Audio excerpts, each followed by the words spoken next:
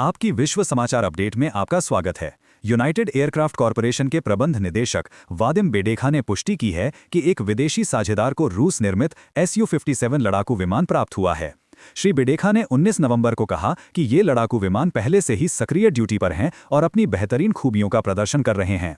हमारे ग्राहक बहुत खुश हैं। हालांकि उन्होंने विदेशी भागीदार का नाम नहीं बताया। नवंबर 2024 में रूसी राज्य हथियार निर्यातक रोसोबोरोनेक्सपोर्ट ने कहा था कि उन्होंने कम से कम एक विदेशी ग्राहक के साथ Su-57 बेचने के लिए एक समझौता किया है, लेकिन उस देश का नाम भी नहीं बताया था।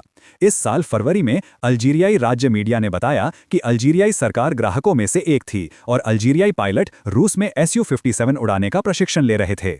सुखोई Su-57 पांचवीं पीढ़ी का लड़ाकू विमान है और वर्तमान में रूसी सेना में सबसे आधुनिक है। केवल संयुक्त राज्य अमेरिका F-35 लाइटनिंग II और F-22 रैप्टर के साथ और चीन J-20 चेंगडू और J-35 शेनयांग के साथ एक ही पीढ़ी के लड़ाकू विमानों का बड़े पैमाने पर उत्पादन कर रहे हैं। पांचवीं पीढ़ी के लड़ाकू विमानों को आमतौर पर चुपके क्षमताओं और आधुनिक डिजिटल तकनीक की विशेषता होती है। लड़ाकू विमान के निर्यात संस्करण Su-57E में रूसी एरोस्पेस बलों में उपयोग किए जाने वाले संस्करण की तुलना में एवियोनिक्स और सॉफ्टवेयर में कुछ संशोधन होने की उम्मीद है। माना जाता है कि Su-57 की संख्या सीमित है।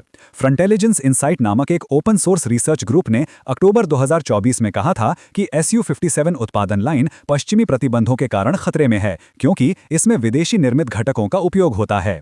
रूस ने यूक्रेन युद्ध में Su-57 का सीमित उपयोग किया है।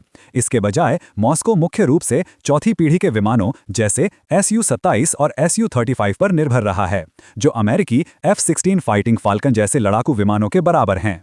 रूस ने कथित तौर पर 20 से अधिक Su-57 लड़ाकू विमान बनाए हैं। सुनने के लिए धन्यवाद।